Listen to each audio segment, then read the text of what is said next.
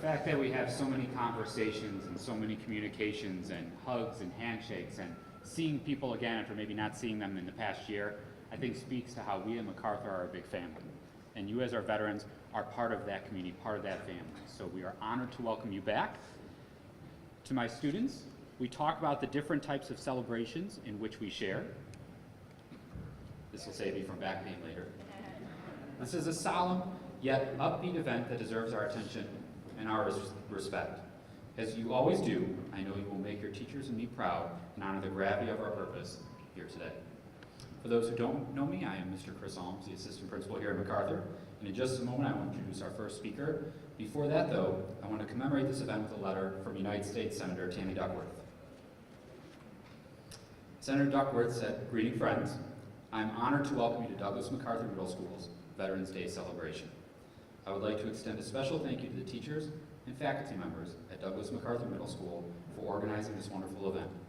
Your efforts to educate your students on the importance of veterans' service and sacrifice is critical to the education of all young Americans, and we agree. Again, thank you to the faculty and staff at Douglas MacArthur Middle School for honoring our country's heroes. I wish my best to everyone in attendance at today's event." I share the sentiments of Senator Duckworth. It is an honor to welcome you, our veterans, to our MacArthur House. So without further ado, it is my pleasure to welcome our opening speaker, 8th grade social studies teacher Dave Alexander.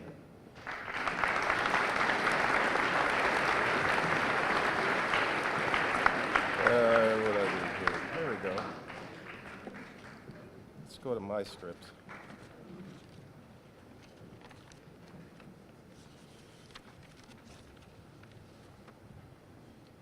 Good morning, and thank you for being here. We use words like heroes, sacrifice, courage, and commitment.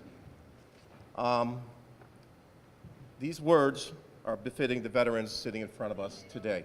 Thank you. Welcome students, staff, guests, and honored veterans. Welcome to MacArthur Middle School's celebration of Veterans Day. Our program this morning has 3 purposes. First and foremost is to honor our veterans, thank you, in attendance today, and to show our gratitude for your devotion and your sacrifices that have given us the freedom and the rights that we have today. Secondly, we hope you enjoyed the breakfast. I hope you enjoy the speeches and the musical performances that you're about to see. And finally, the educational purpose is to help teach and inform our students about what exactly a veteran is and why we're honoring you today, to develop the same pride and the love for America that you, our veterans, have demonstrated over our long history. The students learn about the American ideals in social studies class. These are the ideals that our founding fathers preserved by placing them in our Bill of Rights.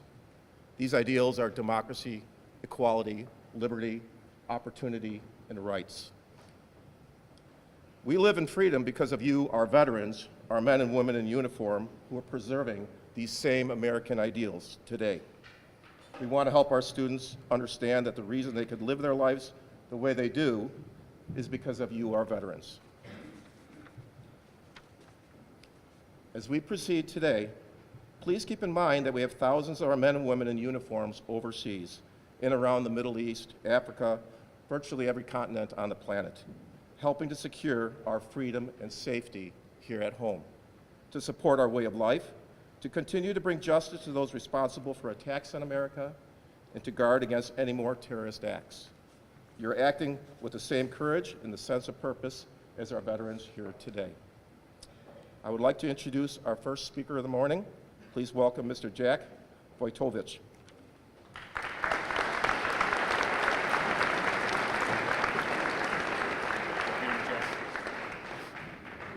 Good morning, honored guests and fellow classmates. I would like to introduce other students who will be speaking this morning. They are Erica Magaru,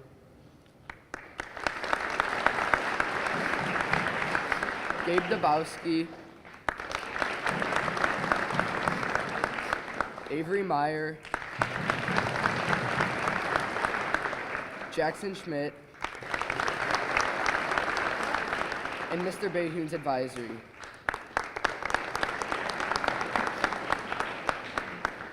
We will begin this morning's program with Erica Magaru.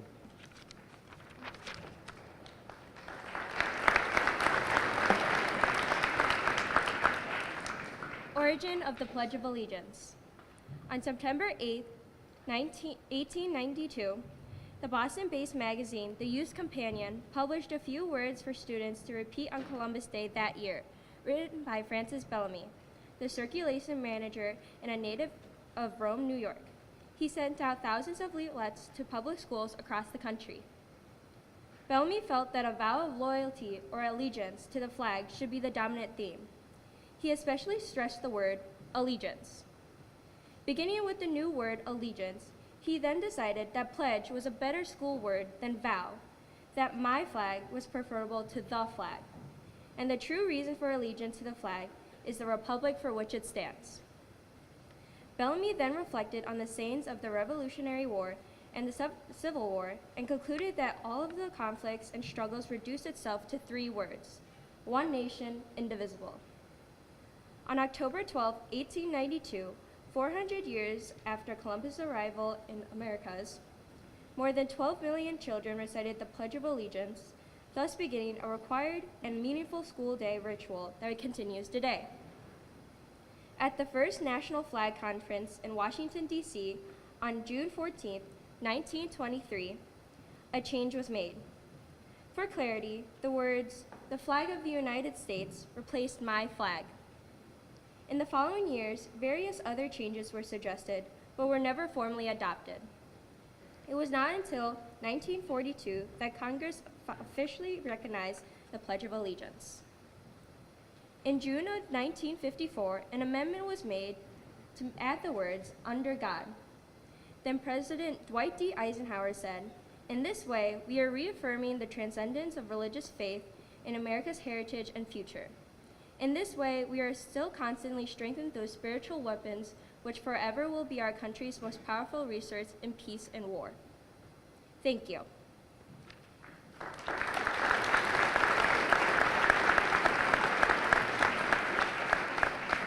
It is my pleasure to introduce Jackson Schmidt.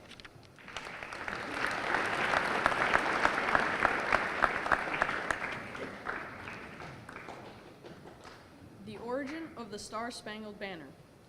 On September 13, 1814, Francis Scott Key visited the British fleet in Chesapeake Bay to secure the release of Dr. William Beanes, who had been captured by the British fleet after the burning of Washington, D.C. The release was secured, but Mr. Key was detained on the ship overnight during the bombing of Fort McHenry, one of the forts defending Baltimore during the War of 1812. In the morning, he was so delighted to see that the American flag was still flying over the fort that he began a poem to commemorate the occasion. First published under the title Defense of Fort McHenry, the poem soon attained wide popularity as sung to the tune To an Anacreon in Heaven. The origin of this tune is obscure, but it may have written by John Stafford Smith, a British composer born in 1750. The Star-Spangled Banner was officially made the national anthem by Congress in 1931, although it had already been adopted as such by the Army and Navy. We sing the opening stanza of the 4-stanza song to honor the flag and the bravery of those who defended it. With that being said, would everybody please rise? As the Wheeling High School ROTC Color Guard will present our colors, and upon conclusion of their presentation, would everybody join Mr. Bayhune's advisory in reciting the Pledge of Allegiance and remain standing for the playing of the national anthem.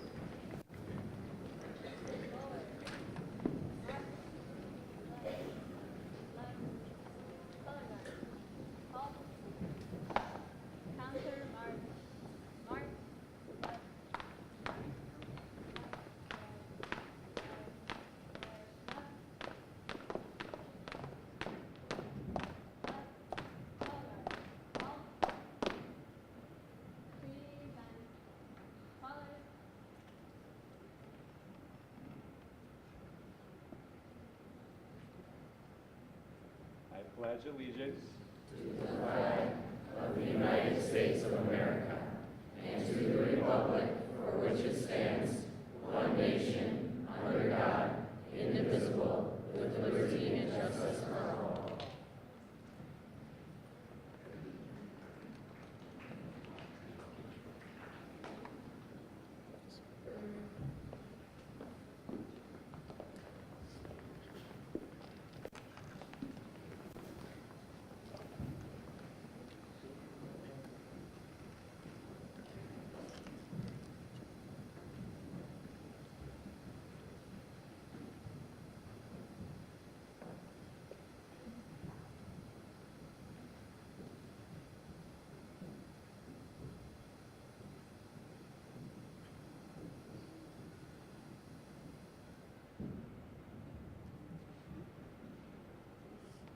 Please be seated.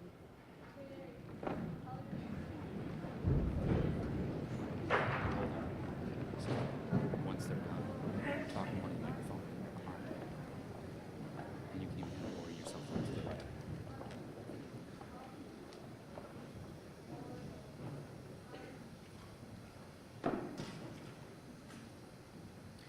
Avery Meyer and Gabe Dabowski will now talk about our flag.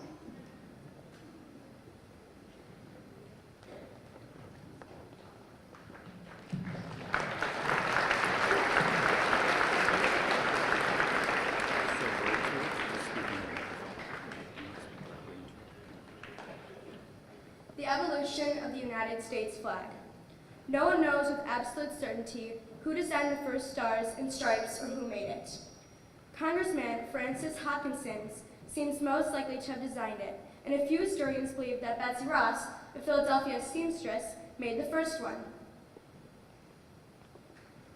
Until the executive order of June 24, 1912, neither the order of the stars nor the proportions of the flag were prescribed. Consequently, flags dating before this period sometimes show unusual arrangements of the stars in odd proportions, these features being left to the discretion of the flag maker. In general, however, straight rows of stars and proportions similar to those later adopted officially were used. There are 5 principal acts affecting the flag of the United States. The first Flag Act was passed by the Continental Congress on June 14, 1777, in order to establish an official flag for the new nation. It resolved that the flag of the United States be made of 13 stripes, alternating red and white, that the Union be 13 stars, white in a blue field, representing a new constellation. Then, an act of January 1794 provided for 15 stripes and 15 stars. An act of April 4, 1818, signed by President Monroe, provided for 13 stripes and 1 star for each state added to the flag on the 4th of July, following the admission of each new state. An executive order of President Taft dated June 24, 1912, established proportions of the flag and provided for arrangements of the stars in 6 horizontal rows of 8 each, a single point of each star to be pointed upward. Finally, an executive order of President Eisenhower dated August 21, 1959, provided for the arrangement of the stars in 9 rows of stars staggered horizontally and 11 rows of stars staggered vertically. Thank you.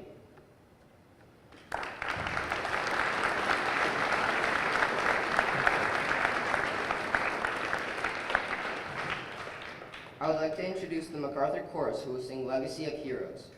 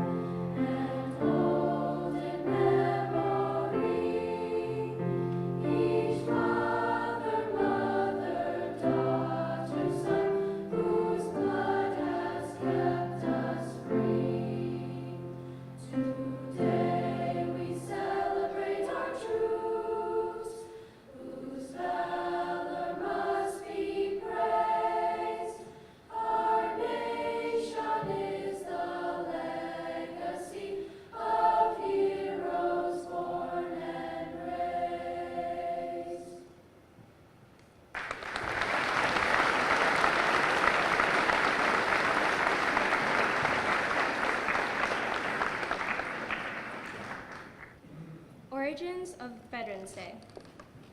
In 1921, an unknown World War I American soldier was buried in Arlington National Cemetery. This site, on a hillside overlooking the Potomac River in the city of Washington, D.C., became the focal point of reverence for Americans' veterans. Ceremonies have occurred earlier in England and France, where an unknown soldier was buried in each nation's highest place of honor. In England, Westminster Abbey, and in France, the Arc de Triomphe. These memorial gestures all took place on November 11th, giving universal recognition to the celebrated ending of World War I, fighting at 11 a.m., November 11th, 1918, the 11th hour of the 11th day of the 11th month. The day became known as Armistice Day. Armistice Day officially received its name in America in 1926 through a congressional resolution. It became a national holiday 12 years later by similar congressional action. If the idealistic hope had been realized that World War I was the war to end all wars, then November 11th might still be called Armistice Day. But only a few years after the holiday was proclaimed, war broke out in Europe. 16.5 million Americans took part. 407,000 of them died in service, more than 292,000 in battle. Realizing that peace was equally preserved by veterans of World War II and the Korean War, Congress was asked to make this day an occasion to honor those who have served America in all wars. In 1954, President Eisenhower signed a bill proclaiming November 11th as Veterans Day. On Memorial Day, 1958, 2 more unidentified American war dead were brought from overseas and buried in the plaza beside the unknown soldier of World War I. One was killed in World War II, the other in the Korean War. In 1973, a law passed providing burial of an unknown American from the Vietnam War, but none were found for several years. In 1984, an unknown serviceman from the Vietnam War was placed alongside the others. To honor these men, representative of all Americans who gave their lives in all wars, an Army Honor Guard from the 3rd U.S. Infantry keeps day and night vigil at the gravesite. A law passed in 1968 changed the national celebration of Veterans Day to the 4th Monday in October. It soon became apparent, however, that November 11th was a day of historic significance to many Americans. Therefore, in 1978, Congress returned the observance to its traditional date, November 11th. The focal point for official national ceremonies for Veterans Day continues to be at the Memorial Amphitheater built around the tomb of the unknown soldiers. At 11 a.m. on November 11th, a combined color guard representing all military services executes present arms at the tomb. The nation's tribute to its war dead is symbolized by the laying of a presidential wreath. The bugler plays taps. The rest of the ceremony takes place in the amphitheater. Every year, the President of the United States urges all Americans to honor the commitment of our veterans through appropriate public ceremonies, this being one of them. Thank you.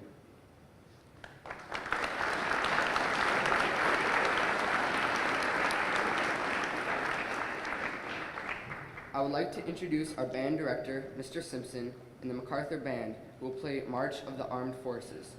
Please stand when you hear your fight song.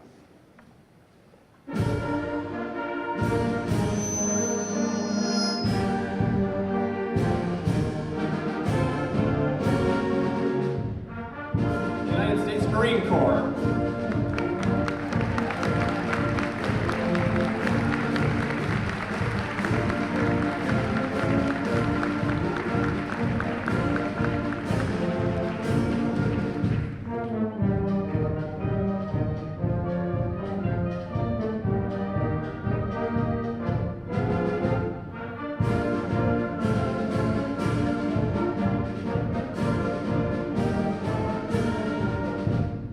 Keystone Song, United States Army.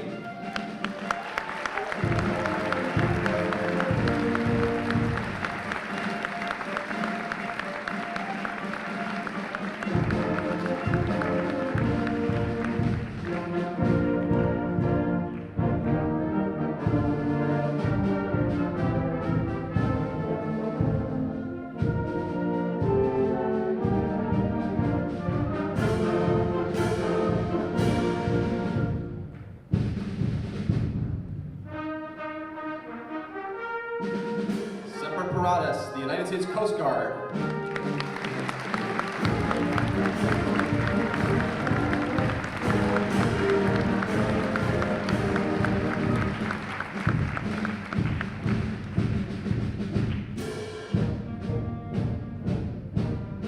United States Air Force.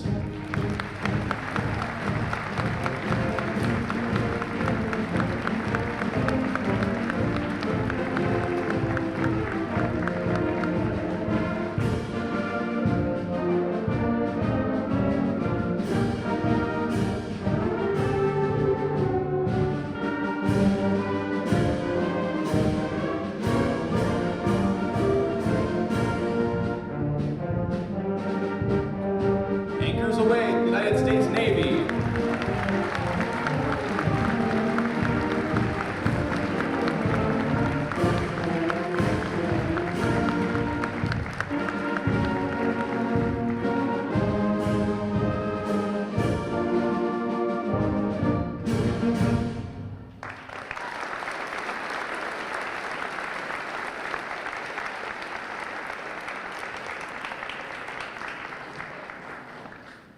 This poem, whose author is unknown, is called I Am the Flag of the United States. I am the flag of the United States of America. My name is Old Glory. I fly atop the world's tallest building. I stand watch in America's halls of justice. I fly majestically over institutions of learning. I stand guard with power in the world. Look up and see me. I stand for peace, honor, truth, and justice. I stand for freedom. I am confident. I am arrogant. I am proud. When I am flown with my fellow banners, my head is a little higher, my colors a little truer. I bow to no one. I am recognized all over the world. I am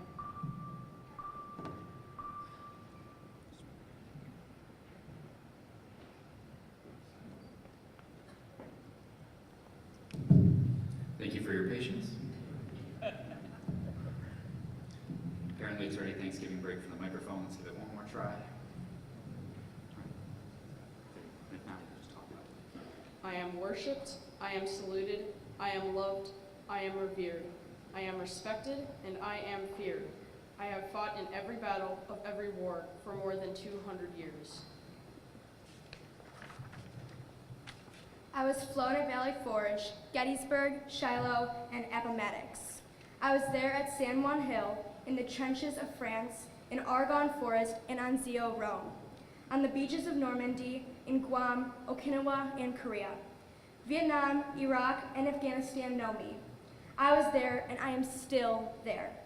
I led my troops. I was dirty, battle-worn, and tired. But my soldiers cheered me, and I was proud. I have been burned, torn, and trampled on in the streets of countries that I have helped set free. It does not hurt me, for I am invincible. I have been soiled upon, burned and torn, trampled in the streets of my own country. And when it's done by those who I've served in battles, it hurts. But I shall overcome, for I am strong. I have slipped the bonds of earth, and I have stood watch over the uncharted frontiers of space from my vantage point on the moon. I have borne silent witness to all America's finest hours, but when my finest hours are yet here to come, when I am torn into strips and used as bandages for my wounded comrades on the field, I am flown at half-mast to honor my soldier, or when I lie in the trembling arms of a grieving parent at the grave of their fallen son or daughter. I am proud. Thank you.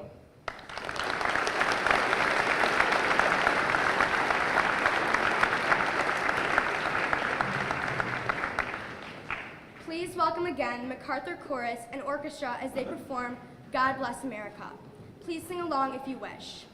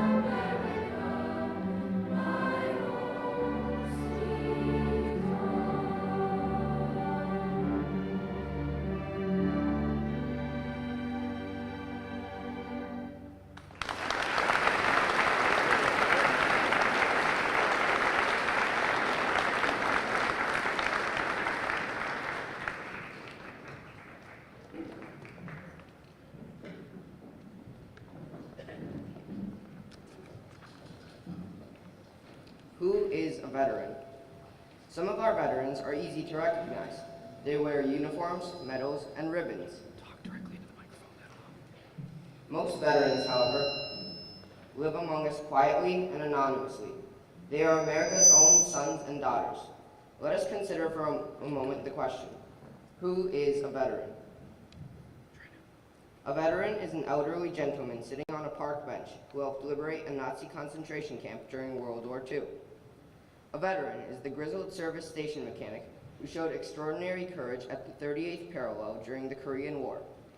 A veteran is the nurse taking care of newborns in a hospital nursery who once bandaged burned and bloody limbs at Da Nang during Vietnam. A veteran is a prisoner of war who once returned home to face a culture he didn't recognize and how he finds himself able at last to tell his story to his adult children. A veteran is a police officer driving her patrol car through the neighborhood who spent 6 months in Saudi Arabia making sure armored personnel carriers didn't run out of fuel during Desert Storm. A veteran is the older college student who braved the heat and terrorists while in Iraq or Afghanistan during Operation Enduring Freedom. On Veterans Day, we honor all people who served in our armed forces. They stand proudly in the timeline of history. Many war heroes and visionary military leaders stand in this line of selfless service. Some bear visible signs of their bravery and service. Others carry inner signs, a soul forged and shaped by battle.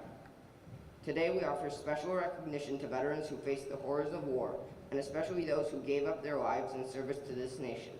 They and their families deserve our highest praise and eternal gratitude. We remember and salute all fallen heroes today and thank their families for their ultimate sacrifice.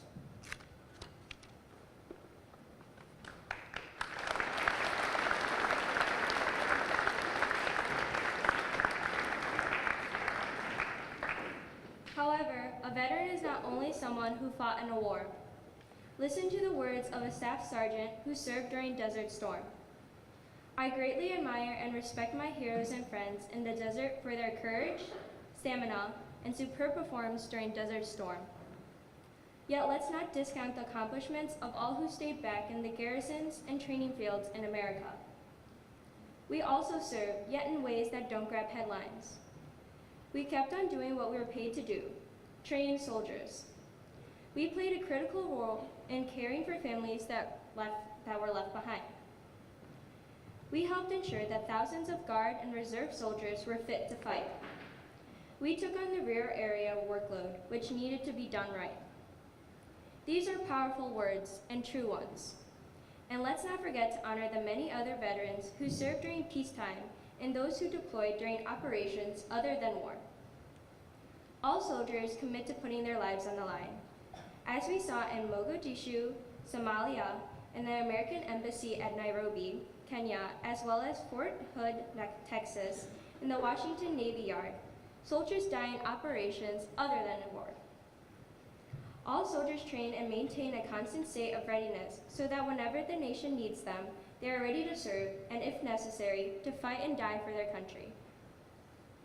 Therefore, on Veterans Day, we recognize and honor the many veterans who support our warfighters, and as well as soldiers who serve during peacetime. We recognize the fullest possible definition of the term veteran as any person who has served in the armed forces, past and present, at home and abroad, in peacetime and in war, and on active duty, in the Army Reserve and in the Army National Guard. We honor them today as we have for many years. We owe all American veterans a profound debt of gratitude. The freedoms and opportunities we enjoy today are brought and paid with their devotion to duty and their sacrifices. Your contributions and acts of selfless service make a profound difference in our world. We praise you, we honor you, and we thank you.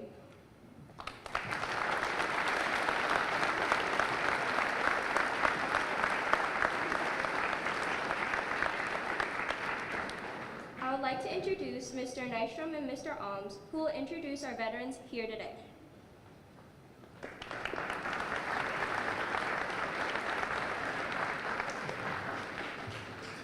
We will do our best with last names, and we want to thank everybody for giving us the pronunciation. If we do happen to mispronounce one, it's definitely Mr. Nystrom's fault. So first, we have Woody Hughes from the Marines, World War II.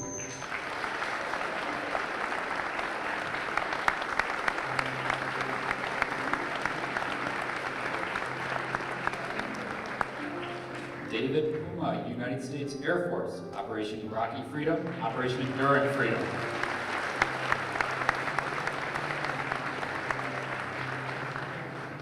Everett Nyland, Army, Vietnam War.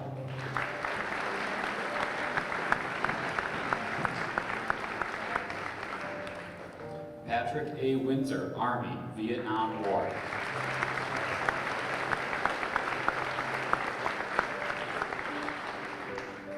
Richard Matolrak, Army, Korea.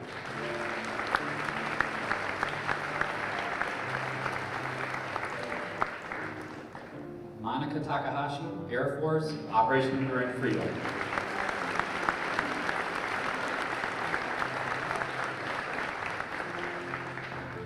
Robert J. Bellucci, United States Army 3rd Infantry Division, Vietnam War.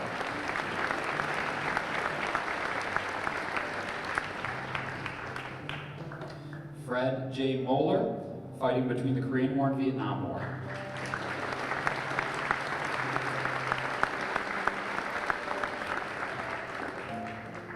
Bill Starr, Army, Vietnam War, Bosnia, and Kosovo.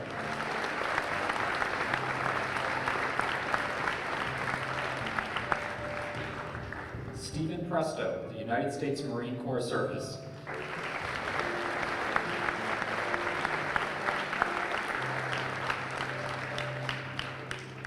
Kurt Schumacher, Army, Korean War.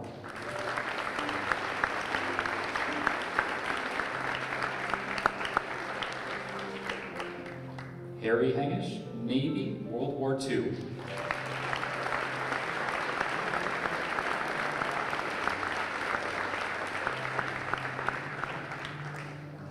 Bill Scalise, Army, the Korean War.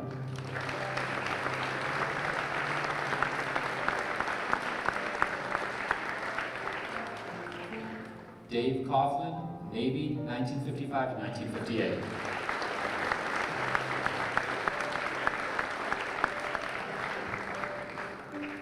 Art Ellingson, Navy, Korean War and Vietnam War.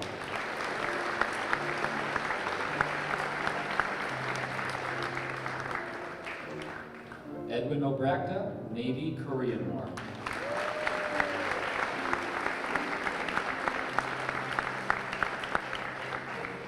John Dullard, Navy, Vietnam War.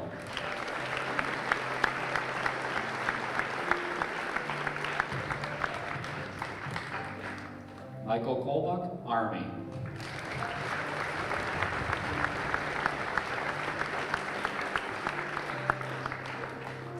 Frank Udell, Marine Corps, Vietnam War.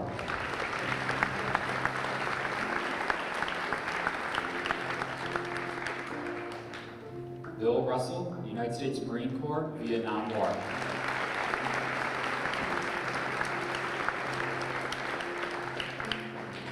John Katzman, United States Air Force and U.S. Coast Guard, Vietnam War.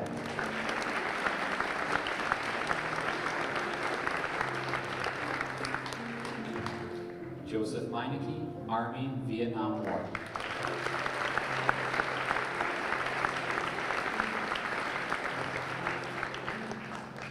David Jeglin, Indiana National Guard, active duty member.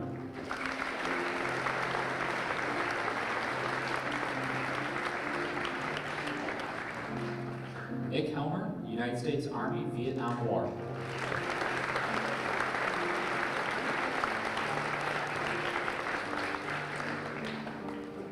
Dutch de Groot, Army and Air Force in Vietnam, Desert Storm, Iraqi Freedom, and Enduring Freedom.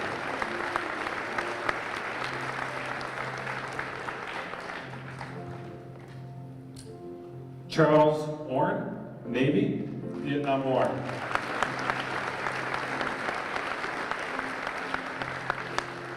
Justin Benatucci, Army National Guard, Vietnam War.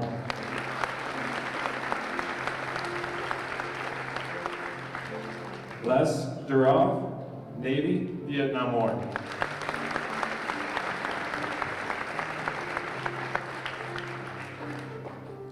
John Mukayama, Army.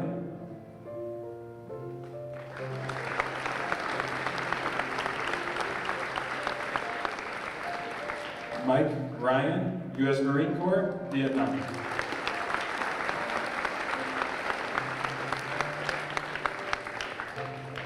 Tom Diamond, Army, Korean War.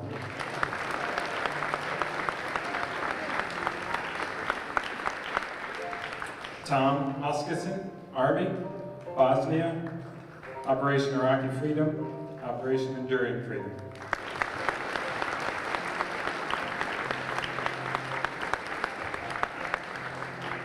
Thomas Pinedo, Marines, 1992-96.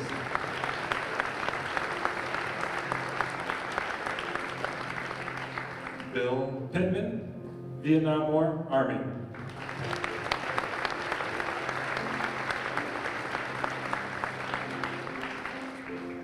Brian Mulcrum, U.S. Army, Vietnam War.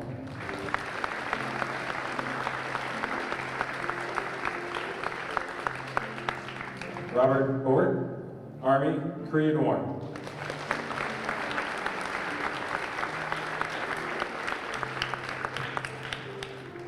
Jason Noga, Navy, Somalia, Bosnia.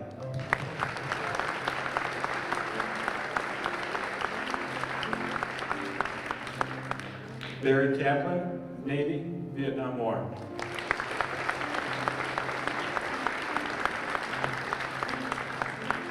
Morris Burke, Army, Korean War.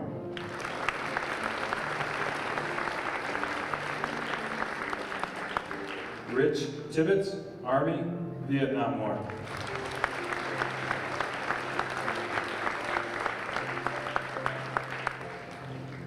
Richard Bradicam, Army, Vietnam.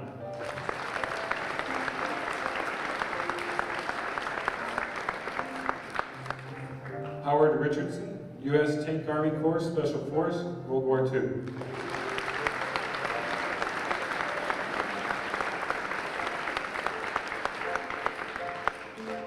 John Janahovich, Navy Air Corps, World War II.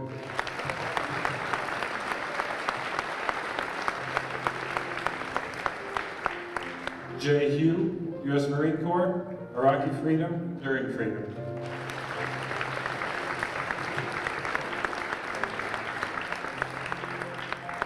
Michael Smith, Police.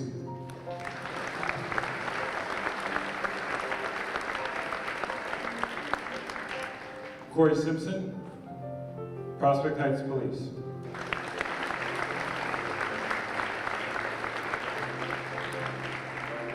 Jay Gorecki, Prospect Heights Fire Department.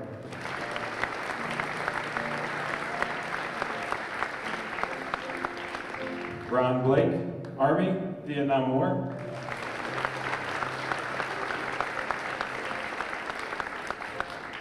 Richard Berger, Army, Korean War.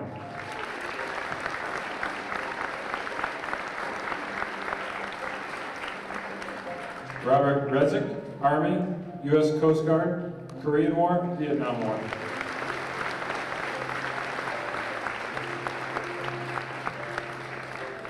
Bill Berry, Navy, Korean War.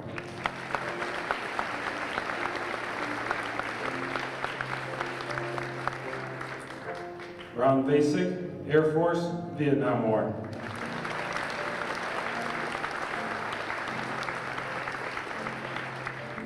At this time, let's give one round of applause to all our veterans and all our service people here today.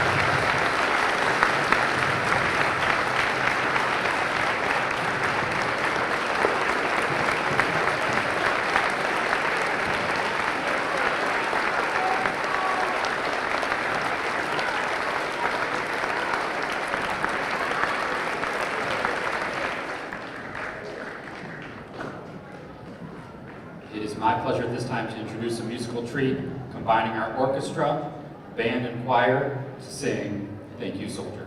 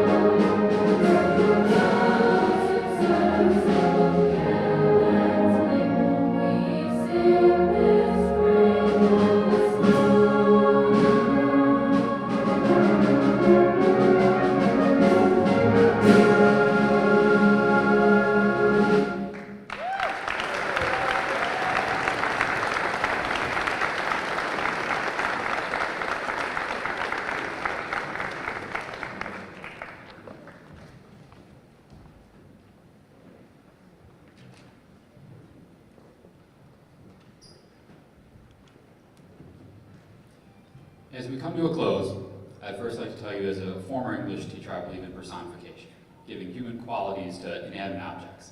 And I must think that our microphone today that offered some feisty feedback was only trying to applaud for you knowing the gravity of our celebration today.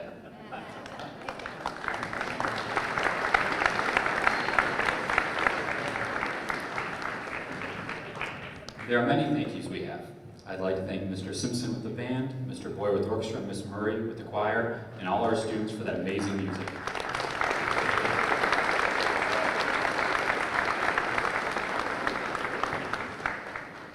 I'd also like to thank our student speakers who understood that though their words were powerful, it's our being here today and the diligence with which they delivered those words that matters the most. So thank you guys.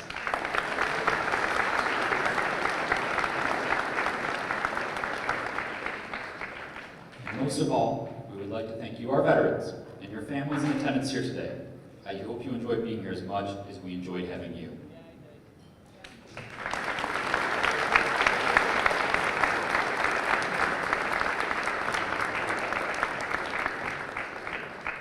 So since I don't see the cane or the hook coming to take me off the stage, I have a few things more to share.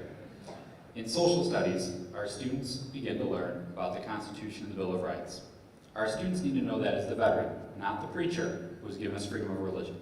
It is the veteran, not the reporter, who has given us freedom of the press. It is the veteran, not the poet, who has given us freedom of speech. It is the veteran, not the campus organizer, who has given us freedom to assemble. It is the veteran, not the lawyer, who has given us the right to a fair trial. It is the veteran, not the politician, who has given us the right to vote. For it is the veteran who salutes the flag and who serves under the flag. Thank you very much for your attendance today.